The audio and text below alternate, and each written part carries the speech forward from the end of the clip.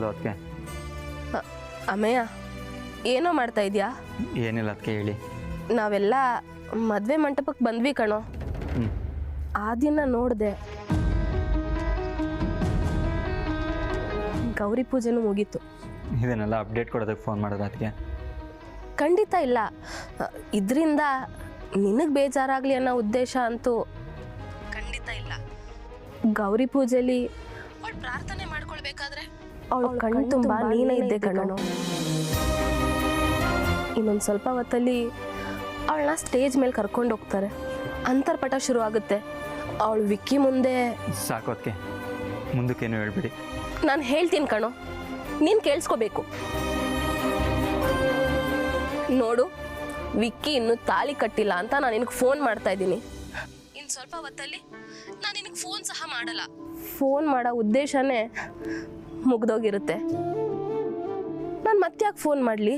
ನೀವು ಎಷ್ಟು ಹೇಳಿದ್ರು ಅಷ್ಟೇ ಅದಕ್ಕೆ. ಇವಾಗ ಟೈಮು ನನ್ನ ಕೈಲಿಲ್ಲ. ಒಂದು ಮಾತು ಹೇಳ್ತೀನಿ, ಕೇಳಿಸ್ಕೊ.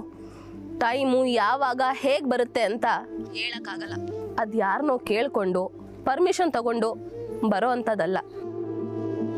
ಮನ್ಸು ಮಾಡಿದ್ರೆ ಒಳ್ಳೆ ಕಾಲ ಈ ಕ್ಷಣನೇ ಶುರು ಆಗ್ಬೋದು. ನೀನು ಪ್ರೀತಿ ಮಾಡಿರೋ ಹುಡುಗಿನ ಮದುವೆ ಮಾಡ್ಕೊಂಡ್ರೆ ನಿಮ್ಮ ಅಕ್ಕನ ಜೀವನಕ್ಕೆ ಎಫೆಕ್ಟ್ ಆಗುತ್ತೆ ಅಂತ ತಾನೇ ನೀನು ಯೋಚನೆ ಮಾಡ್ತಾ ಇರೋದು. ಹಾಂ, ಅದು ಒಳ್ಳೇದೇ, ನಾನು ಒಪ್ಕೊಳ್ತೀನಿ. ಆದರೆ ಅದು ಯಾವಾಗ ಗೊತ್ತಾ? ಆದ್ಯ ಒಬ್ಬ ಒಳ್ಳೆ ಹುಡುಗನ್ನ ಮದುವೆ ಮಾಡ್ಕೊಳ್ಳುವಾಗ ಮಾತ್ರ. ಆದ್ಯಾಗೂ ಸಹ ನಿನ್ನ ಮೇಲೆ ಫ್ರೆಂಡ್ಶಿಪ್ ಮಾತ್ರ, ಲವ್ ಇಲ್ಲ ಅಂದಾಗ.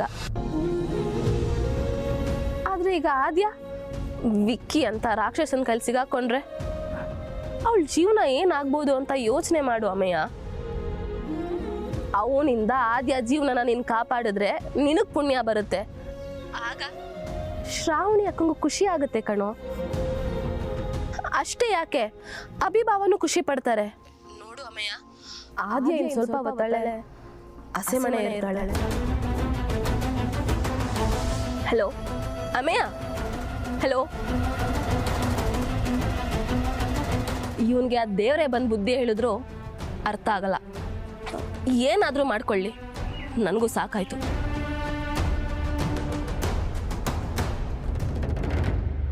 The number you're calling is switched off right now. Try later.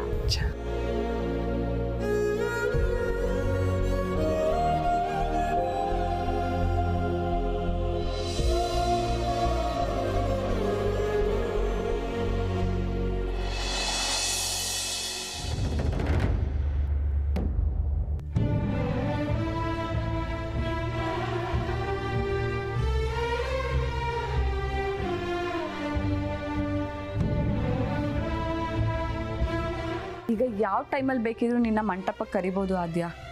Mentally prepare ಆಗಿರು.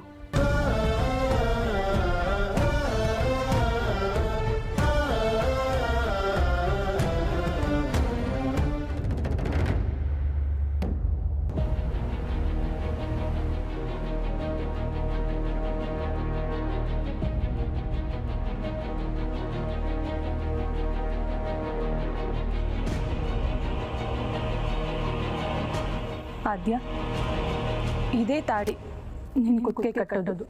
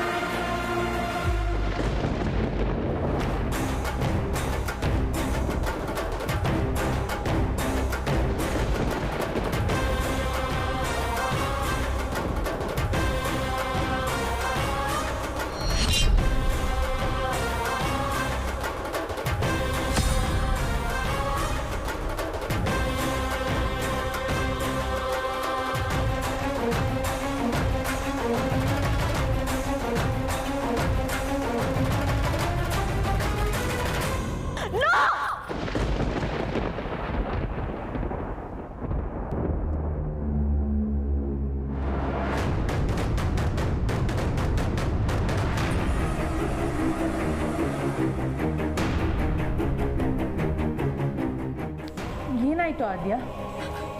ಅದಕ್ಕೆ ಅದಕ್ಕೆ ನನ್ನ ಕ್ಷಮಿಸ್ಬಿಡಿ ಅದಕ್ಕೆ.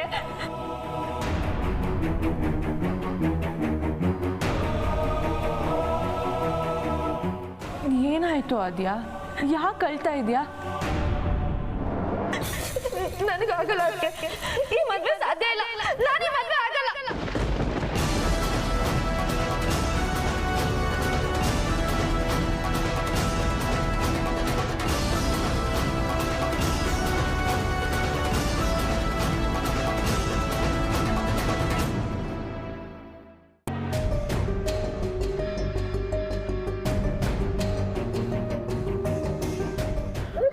ಚೀಕು, ಆದ್ಯನ್ ಮದ್ವೆ ದಿನನೇ ನೀನು ಇಲ್ಲಿ ಕಟ್ಟಾಕಿದಾರಲ್ಲೋ. ಆದ್ಯ ನಿನ್ನ ಇಷ್ಟೊಂದು ಪ್ರೀತಿ ಮಾಡ್ತಾಳ ಚೀಕು. ನಾನು ಅನ್ಕೊಂಡೆ ಆದ್ಯ ಮದ್ವೆ ದಿನ ಅವಳ ಪಕ್ಕದಲ್ಲೇ ಕೂತಿರ್ತೀಯ ಅಂತ. ಈಗ ಅವಳ ಮದ್ವೆನೂ ನೋಡಕ್ಕಾಗಲ್ವಲ್ಲೋ ಚೀಕು. ಏಯ್ ಸಾಕು, ಮುಚ್ಚ ಬಾಯಿ. ನೀನ್ ಬೊಗಳ ತಕ್ಷಣ ನಾನು ಹೆದರ್ಕೊಂಡ್ಬಿಡ್ತೀನಿ ಅನ್ಕೊಂಡಿದ್ಯಾ? ನೀನ್ ಈ ಮನೆಯವ್ರನ್ನ ಎಷ್ಟು ಪ್ರೀತಿ ಮಾಡಿದ್ರು ನೀನಿರೋ ಜಾಗ ಇದೇನೆ. ನಾನು ಇನ್ನ ಮರ್ತಿಲ್ಲ ಕಣೋ, ನನ್ನ ಮದ್ವೆ ಟೈಮಲ್ಲಿ ನೀನ್ ಏನೆಲ್ಲ ಕಿತಾಪತಿ ಮಾಡಿದ್ಯಾ ಅಂತ.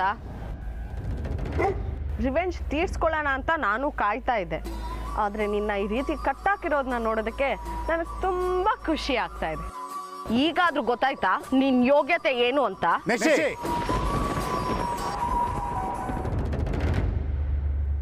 ಚೀಕು ಯೋಗ್ಯತೆ ಬಗ್ಗೆ ಮಾತಾಡೋದು ನಿನಗೆ ಯೋಗ್ಯತೆ ಇದೆಯಾ?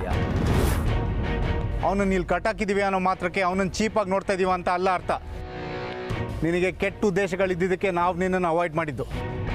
ಆದರೆ ಚೀಕು ನಮ್ಮನೆ ಸದಸ್ಯ, ಅವನಿಗೆ ನಮ್ಮ ಮನಸ್ಸಲ್ಲಿ ಸ್ಪೆಷಲ್ ಜಾಗ ಕೊಟ್ಟಿದ್ದೀವಿ. ಓಹೋ, ನೀನು ನನ್ನ ಕೆಟ್ಟ ಉದ್ದೇಶದ ಬಗ್ಗೆ ಮಾತಾಡ್ತೀಯಾ? ನಿನಗೆ ಯಾವ ಕೆಟ್ಟ ಉದ್ದೇಶನೂ ಇರಲಿಲ್ವಾ ಮಿಸ್ಟರ್ ಅಭಿಮನ್ಯು? ನನಗೆ ಕೆಟ್ಟ ಉದ್ದೇಶ ಇಲ್ಲ ಅಂತ ಎದೆ ತಟ್ಕೊಂಡು ಹೇಳ್ತೀನಿ.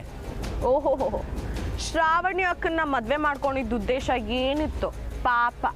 ಶ್ರಾವಣಿ ನನ್ನ ಹೆಂಡತಿ, ಅವಳನ್ನ ಎಷ್ಟು ಕಾಡ್ಸಿದ್ದೀನೋ ಅದಕ್ಕಿಂತ 100 ಪಟ್ಟು ಜಾಸ್ತಿ ನಾನು ಪ್ರೀತಿ ಮಾಡ್ತೀನಿ. ಅದು ನಾನು ನಿನಗೆ ಪ್ರೂವ್ ಮಾಡೋ ಅವಶ್ಯಕತೆನೇ ಇಲ್ಲ. ಒಳ್ಳೆಯವ್ರಿಗೆ ಒಳ್ಳೆಯವರೇ ಸಿಗ್ತಾರಂತಾರಲ್ಲ, ಅದು 100ಕ್ಕೆ 100 ಸತ್ಯ. ಅಂದ್ರೆ ನಾನ್ ಕೆಟ್ಟೋಳ? ನನಗೆ ಗೊತ್ತಿಲ್ಲ, ನೀನು ಅದನ್ನ ತೋರಿಸ್ತಾ ಇದೀಯ. ಅಭಿ, ಮರ್ಯಾದೆ ನೀನೇನು ಮಾತಾಡೋದು ಸಹಿಸ್ಕೊಂಡಿರ್ತೀನಿ ಅನ್ಕೋಬೇಡ. ಶ್ರಾವಣಿ ತಂಗಿ ಆಗಿದ್ದಕ್ಕೆ ನೀನು ಮಾತಾಡೋದನ್ನ ಕೇಳಿಸ್ಕೊಂಡು ಸುಮ್ಮನೆ ಇದ್ದೀನಿ ಅಷ್ಟೇ. ಇಲ್ಲ ಅಂದಿದ್ರೆ ಏನ್ ಮಾಡ್ತಿದ್ದೆ ನೀನು? ಏನು ಮಾಡಕ್ಕಾಗಲ್ಲ. ಇಷ್ಟೊಂದೆಲ್ಲ ಕೇವಲವಾಗಿ ಮಾತಾಡಬೇಡ ನನ್ನ ಬಗ್ಗೆ. ನಿನ್ನ ಜೊತೆ ಮದುವೆ ನಿಂತೋಗಿದೆ, ನಿನ್ಗೆ ದೊಡ್ಡ ಅನ್ಯಾಯ ಆಗಿದೆ ಅಂತೆಲ್ಲ ಯೋಚನೆ ಮಾಡ್ಕೊಂಡು ಕೊಡ್ತಾ ಇಲ್ಲ ನಾನು. ನಿನಗೇನಾದ್ರು ಬೈದ್ಬಿಟ್ರೆ ನಿನ್ಗೆ ನೋವಾಗುತ್ತೆ ಅಂತ ಯೋಚನೆ ಕೂಡ ನನಗಿಲ್ಲ. ನೋಡು, ಚೀಕುಗೆ ಬೆಲೆ ಕೊಡ್ತಿರೋರ್ನ ನನ್ನ ಮನೆ ಹೊಸಲು ಕೂಡ ದಾಟಕ್ಕೆ ಬಿಡಲ್ಲ. ಅಷ್ಟೇ ಅಲ್ಲ, ಚೀಕುಗೆ ಬೆಲೆ ಕೊಡದೇ ಇರೋರಿಗೆ ನಾವು ಕೂಡ ಬೆಲೆ ಕೊಡಲ್ಲ.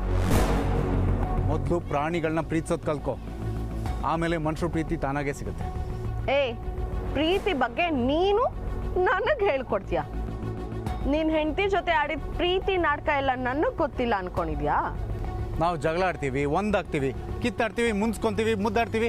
ಇದೇ ಗಂಡ ಹೆಂಡತಿ ಸಂಬಂಧ. ಶ್ರಾವಣಿ ಬಗ್ಗೆ ಆಗಲಿ ನನ್ನ ಬಗ್ಗೆ ಆಗಲಿ ಮಾತಾಡೋ ಯೋಗ್ಯತೆ ಕೂಡ ನನಗಿಲ್ಲ.